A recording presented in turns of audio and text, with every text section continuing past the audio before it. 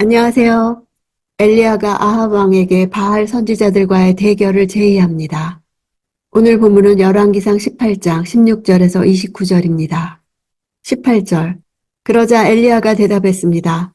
나는 이스라엘에 문제를 일으킨 적이 없소.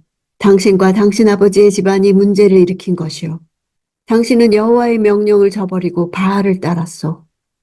당신 아버지의 집안이란 오므리 왕조를 가리킵니다. 엘리야는 가뭄 재앙의 원인으로 단지 아합만을 지목하지 않고 그 왕조 전체를 지목하고 있는 것입니다. 명령이란 단어는 십계명에 사용된 단어입니다. 십계명의 제1, 제2계명이 오직 하나님만을 섬겨야 할 것과 우상을 세우지 말아야 한다는 것은 곧 하나님을 하나님 자리에 모시지 않고 거기에 우상을 세우며 헛된 것을 섬기는 자는 결국 다른 계명까지도 버릴 것이 분명하기 때문입니다. 19절.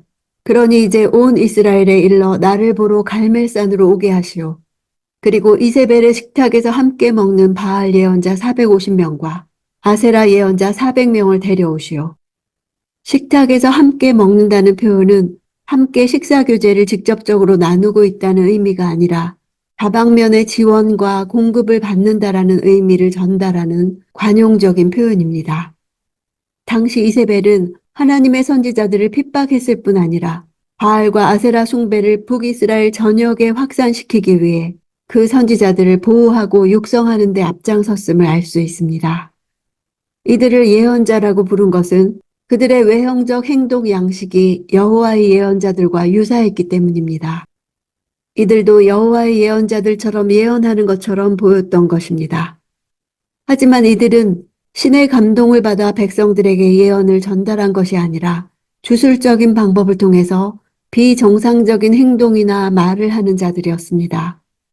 자신들의 기득권 유지와 우상 숭배를 더욱 조장하기 위한 목적을 가지고 듣는 자들의 비위에 맞는 그럴듯한 신탁을 전하는 거짓 선지자들이었을 뿐입니다. 20절. 그리하여 아합은 온 이스라엘 자손들을 불러 모으고 그 예언자들을 갈멜산에 모이도록 했습니다.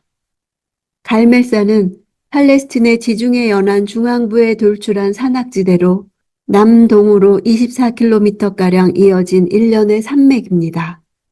평야와 바다를 광범위하게 조망할 수 있는 높은 위치에 있었으며 많은 동굴과 무성한 숲으로 인해 고대로부터 우상 숭배 처소로 널리 이용되어 왔습니다. 특히 바다로부터 몰려오는 비가 내리는 육지의 첫 지점이었기 때문에 그 정상에는 기후의 신을 섬기는 성소가 있었다고 합니다.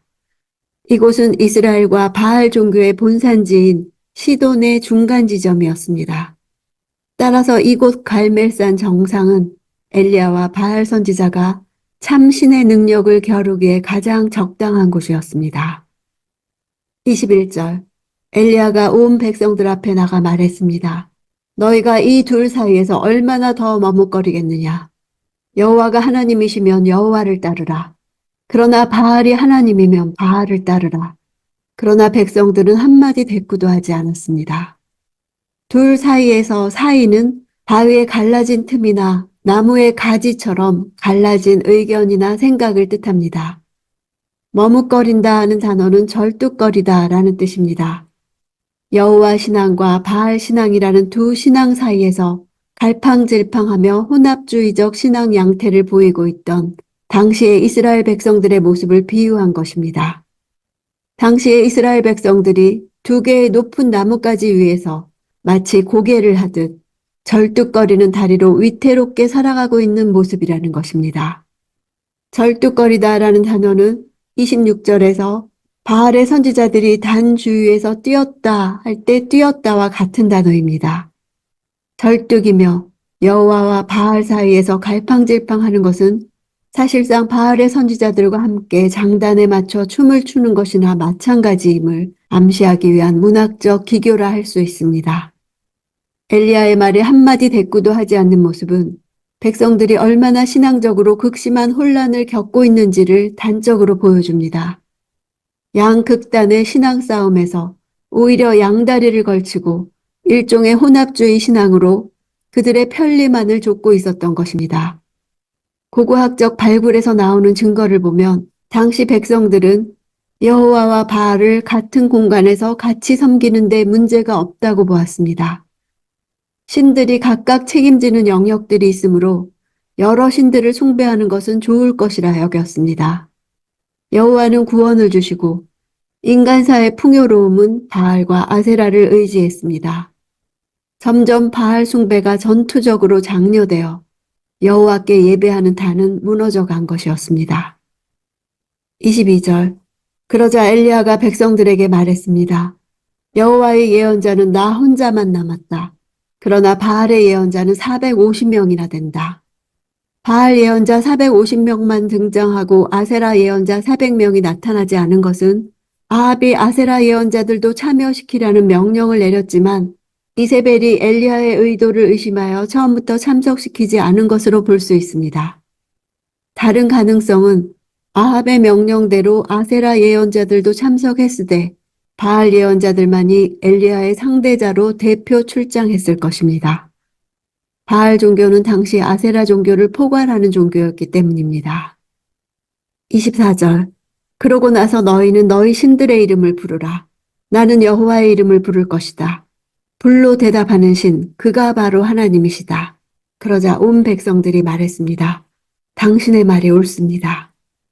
참신을 밝히기 위해 희생 번제의 방법을 제시하고 있는데 이는 북이스라엘 백성들과 바알 예언자들에게 합리적인 것으로 수용되었습니다. 왜냐하면 희생 번제는 이스라엘과 인근 이방 지역을 막론하고 당시 팔레스틴 지역에서 가장 일반적인 제사 형식으로 시행되었기 때문입니다. 대부분의 희생 제의에 있어서 그 정점은 제물이 불에 살라지는 것입니다.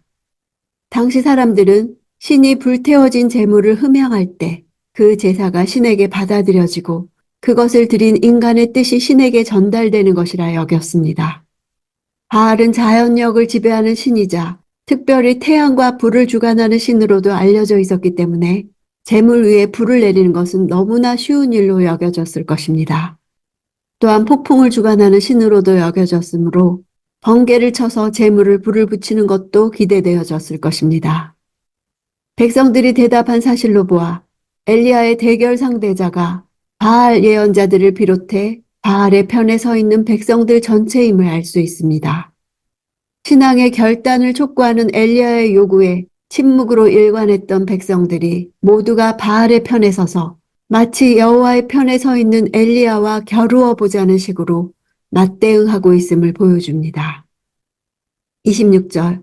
그리하여 그들은 소 한 마리를 가져다가 준비했습니다. 그러고는 아침부터 정오까지 바알의 이름을 불렀습니다. 바알이여 우리에게 대답해 주십시오. 그러나 아무 소리도 없었고 아무도 응답하지 않았습니다. 그러자 바알 예언자들은 자기들이 만든 제단 주위를 돌며 뛰었습니다. 동이 트고 난 직후부터 정오까지 5, 6시간 정도 동안 부르짖고 소제를 드려야 할 저녁이 되어도 바알의 응답은 없었습니다. 뛰었다 하는 단어는 실제로 그들이 추었던 제의적인 춤이 절뚝거리는 동작으로 이루어진 것으로 보기도 합니다. 27절. 정오가 되자 엘리야가 바알 예언자들을 비웃으며 말했습니다. 더 큰 소리로 하라. 그가 신이니 아마 깊은 생각에 빠졌거나 너무 바쁘거나 여행을 떠났나 보다. 어쩌면 자고 있을지 모르니 깨워야 되지 않나 싶다. 깊은 생각에 빠지다와 너무 바쁘다는 발음이 유사해서 언어 유희를 만듭니다. 이는 당시의 일반적인 이방 신관과도 연결된 표현입니다. 당시의 이방 신들은 거의 대부분 인간이 자연물이나 자연현상을 통해 유추해내고 만들어낸 것이 대부분이었습니다. 이로 인해 당시 고대 근동의 신화에 나오는 신들 중에는 계절의 흐름에 제한되어 겨울에 잠이 들었다 봄에 깨어나는 것으로 여겨지는 것도 있었고 사람처럼 묵상에 잠기거나 자기 능력 밖의 일이 있을 때는 불평하고 도망가기도 하며 멀리 여행을 떠났다가 돌아오는 것으로도 묘사됩니다. 당시 우상 숭배자들이 광란에 가까운 의식을 치른 것은 잠든 신들을 깨우고 불러내고 가던 길을 멈추게 하기 위한 주술적인 행위라고 할 수 있습니다. 엘리야가 바알 선지자들과의 1대 450의 대결에도 두려워하지 않은 것은 하나님께서 참신이며 바알은 거짓된 신이기 때문입니다. 하나님을 의지하는 성도는 아무리 많은 대적을 상대한다고 해도 마침내 승리하게 됩니다. 그래서 바울 사도는 우리가 사방으로 우겨쌈을 당하여도 쌓이지 아니한다고 했습니다.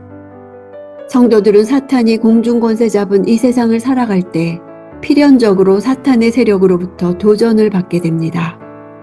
그런 상황에 있을 때 기억해야 할 것은 내가 하나님을 의지하는 이상 사탄의 세력은 나를 결코 해하지 못하며 결국 나는 승리할 것이라는 사실입니다.